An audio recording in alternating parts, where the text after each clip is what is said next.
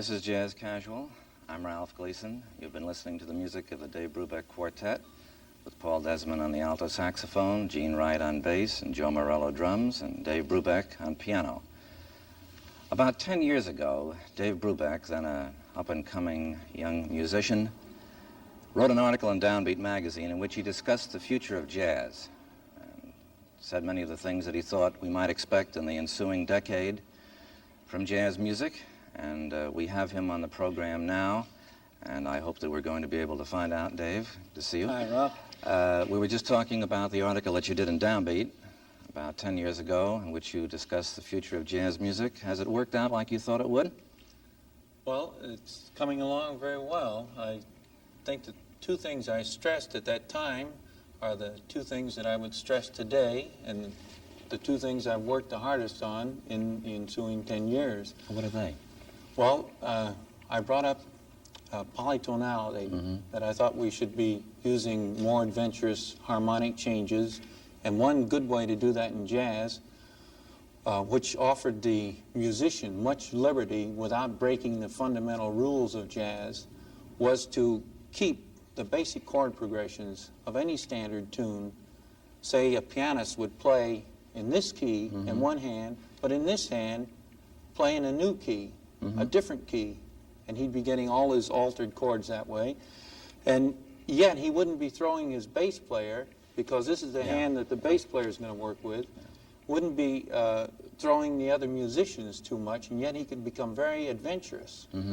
Now, rhythmically, I talked in terms then of doing things polyrhythmically. The harmonic approach was polytonality. Rhythmically, I wanted to do things polyrhythmically, because I thought jazz was much too tame. And the way I wanted to set up the group was that the drummer would be playing one rhythm, the bass player another rhythm, and Paul and I could play in either of those rhythms or a new rhythm. Now, we've done this, and we're doing it better now than we did 10 years ago. And the album Time Out was the first album where we took a whole series of time signatures, different than we're used to playing in. And the next album, current album, is called Time Further Out. Now, you just did the Take 5 from Time Out. And it's very interesting to see that that is now being accepted by the public. Well, now, how did you use this in Take 5, for instance, which you just finished playing? Well, we recorded that about 2 years ago, and it's a tune written by Paul Desmond, and that was where we were going to take different time signatures than the usual jazz. Now, the idea was that jazz used to challenge the public and make them think in terms more advanced rhythmically than they were used to thinking in. In the 20s, it was hard to get a group of people to clap on 2 and 4, 1, 2, 3, 4. This was difficult. Well, we haven't gone much further. The public is ready for something new, because everybody that listens to jazz can clap on 2 and 4. At this period, 30 years is long enough to be stuck there.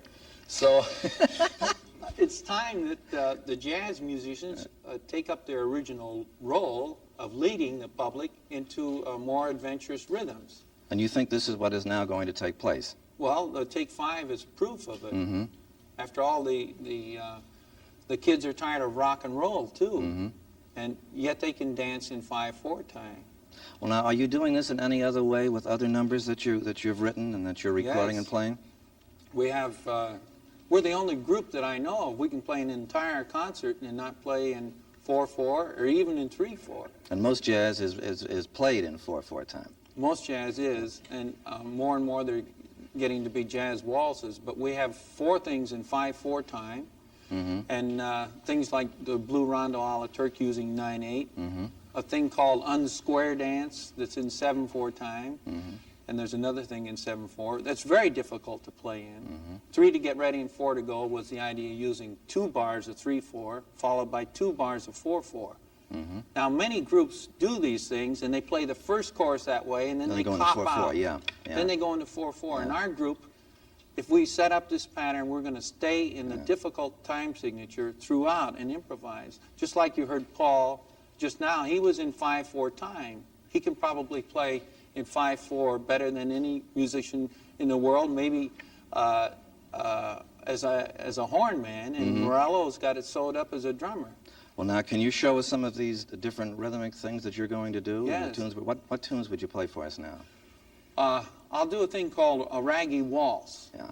Now, the rag was the first written form in jazz. And they used to play 1, 2, 3 against 4 over here. Now, we're going to start with the idea we're going to play a waltz and put 1, 2 on this side. All right. And we'll combine the rag and the waltz. Now, we might get into tempos of 3 or 4 or 2. We're free to do anything we want as long as we don't break the basic idea. Okay, well, we'll listen to that. Thank you, Dave.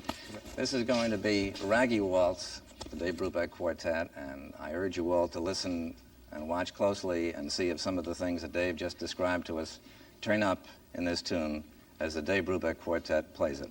Raggy Waltz.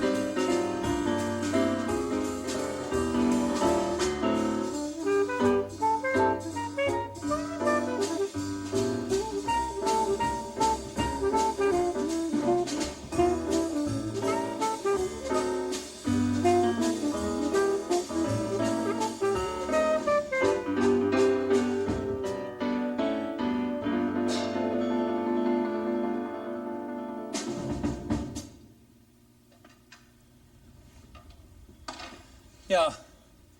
Now that's the idea when you get into two or more tempos at the same time, because that came off kind of like I hope it should or hope that it will. And if you were counting, which we weren't, because you can't count up here, you either know what you're doing or not, all you can hope to do is come out at the downbeat together. Now, we'd like to do another thing in 5/4 time. This is called Castillian blues. And if we hadn't played other tunes in 5/4, we'd have a lot of trouble in playing in this time signature. But it's because we've done the Time Out album that we can do the Time Further Out album. And because of that album, we can do an album that will be out in about 1.5 years called Time and Space, where I've written a thing in 10/4, Paul's written a thing in 11/4. Now, these tunes are like always a point of departure for something that we hope to be more natural for us and easier for us to do at a later date. This is called Castillian Blues.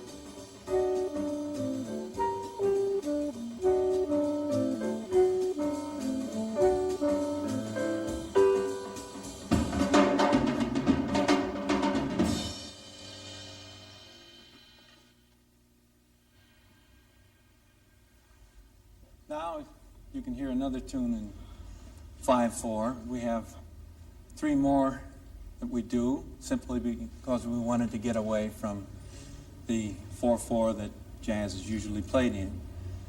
There's quite a bit of 3/4 going around these days. And we have one now we'd like to do for you called Waltz Limp. It's from a ballet I'm doing where the girl loses her ballet slipper. She starts to limp.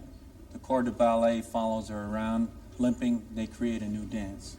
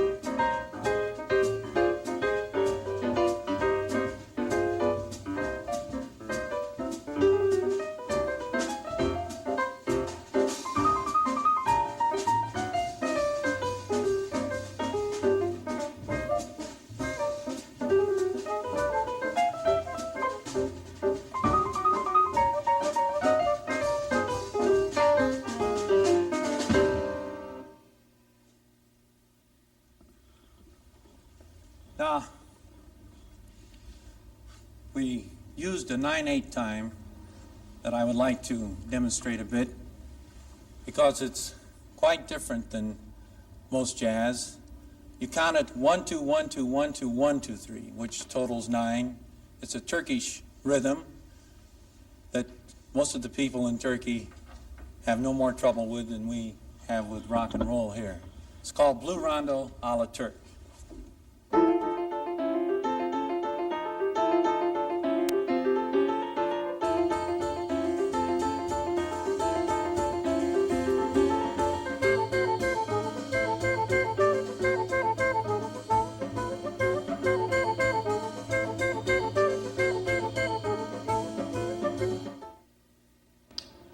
Well, I don't think that we ever need worry about jazz in the future being dull. It's certainly never going to be dull as long as we have bright, provocative, and courageous musicians like Dave Brubeck, who are willing to take chances and to experiment, because experimentation has always been and always will be a major part of jazz music. And one of the most interesting things about Brubeck down through the years has been his willingness to experiment. Unlike some musicians who have gone conservative as they've been more successful, Brubeck has always been willing to take chances. And he remains today a very provocative, experimental, and interesting musician, and I hope we can hear more of him right now.